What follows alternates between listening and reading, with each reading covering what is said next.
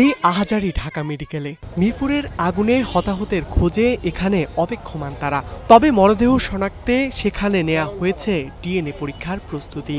আমার বাবা ডিউটি যাইছে, 11টা বাজে আগুন লাগছে, এই আগুন কোনো সংখ্যা যায় না। আমরা যারা চিনা জানা প্যান্ট শার্ট প্যান্ট গেঞ্জি পা নামরে কল দিছিল, তখন চিল্লাইতেছিল আগুন আগুন বলে আল্লাহ আল্লাহ করে চিল্লাইতেছিল। তারপর যে ফোনটা কাটে গেছে, তারপর আর ফোন ঢুকে নেই। অনেকে আবার ছবি হাতে ভিড় করছেন আগুনে পোড়া রূপনগরের সেই পোশাক কারখানার সামনে। মঙ্গলবার এই ভবনে প্রাণ গেছে 16 পোশাক শ্রমিকের। পাইতেছি না, আর ঢাকা মেডিকেলও নাই, কোনো মেডিকেলে নাই, এখন সব মেডিকেলে খোঁজা শেষ। আর ঢাকা মেডিকেল কালকে আমরা যে লাশ দেখছি ওই লাশটাও নাই, যেটা আমরা মনে করছিলাম যে এটা আমার দুলাভাই হইতে পারে। আমরা বোনকে পাচ্ছি না, সকাল থেকে ফোনে ট্রাই করতেছি, ফোন বন্ধ। ঢাকা মেডিকেল গেছে, মেডিকেলেও আমরা পাই নাই। থানায় জিটি করতে গেছি, থানায় জিটি নেয় নাই।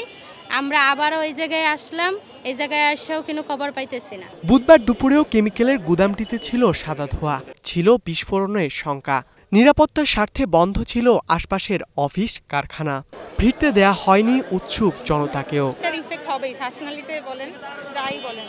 আর কালকে যখন আমরা এখানে কাজ করছি, আমরা ভিতর পর্যন্ত ছিলাম, আমাদের তখনই আমাদের এক একজনের অবস্থা মানে এতদিন তো জানতোই না মানুষ, এখন এটাই জানি নাই যে এখানে কেমিক্যাল ফ্যাক্টরি আছে না আছে। এই এলাকাতে আরও কয়েকটা মানে এরকম থাকতে পারে। তো আমরা অবশ্যই থ্রেট ফিল করতেছি। একটা বিশ্ববিদ্যালয়ে প্রায় 20,000 স্টুডেন্ট এই বিশ্ববিদ্যালয়ে আমরা পড়ি, তাহলে আমাদের জন্য এটা মানে বড় ধরনের থ্রেট হিসাবেই কাজ করতেছে। এছাড়া তেজস্ক্রিয়তায় স্বাস্থ্য ঝুঁকি থাকায় ঘটনাস্থল থেকে বেশ দূরে অবস্থান নেন ফায়ার সার্ভিসের সদস্যরা। পরে আসেন বিশেষ প্রশিক্ষণপ্রাপ্ত হ্যাজমেট টিম। তবে তাদেরও কাজ করতে হয়েছে নিরাপত্তার কথা মাথায় রেখেই। সকালবেলা আমরা আমাদের সেফটি নিয়ে আমাদের হাসপাতাল টিমের কেমিক্যাল শুট পরে তার যে মেইন গেট ছিল, মেইন গেটটা আমরা খুলে দিছি। তারটা খুলে তার মেইন গেটটা খুলে ভিতরে অবস্থানটা আমরা দেখছি যে কী অবস্থায় আছে। প্রচণ্ড ধোঁয়া ভিতরে আছে এবং এই মুহূর্তে কার্যক্রম আমাদের চলমান এবং দীর্ঘ সময় লাগবে। এই যে কেমিক্যালটা আছে অপারেশন করতে সময় লাগবে আমাদের। এখানে আসলে মাল্টিপল ফেলিয়ার আছে। অগ্নি নির্বাপন ব্যবস্থাটা অ্যাকচুয়ালি সবার লাস্টের ব্যাপার। তো এর আগে অনেকগুলো ফেলিয়ার হওয়ার কারণেই কিন্তু এই জায়গাতে আসছে।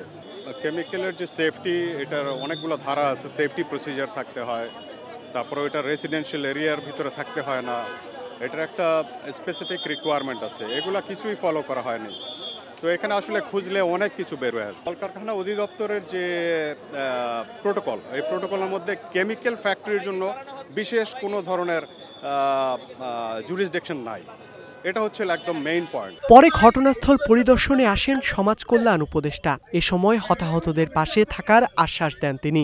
দেন অগ্নি নিরাপত্তা প্রশ্নে কঠোর নীতিমালা তৈরির তাগিদ। আমাদের এই অরাজকতাটা নতুন নয়, এটা বহুদিনের বহু যুগের একটা অরাজকতা এবং আমাদের ব্যবসায়ীরা দায়িত্বশীল আচরণ করেন না। যারা এটা করেছে তাদেরকে আইনের আওতায় আনতে হবে এবং আমাদের স্ট্রং পলিসি থাকতে হবে যেন জনবহুল এলাকায় এই ধরনের ক্ষেত্রগুলো না থাকে। শিয়ালবাড়ির রাসায়নিক গুদামে লাগা আগুনই ছড়িয়ে পড়ে পোশাক কারখানায়।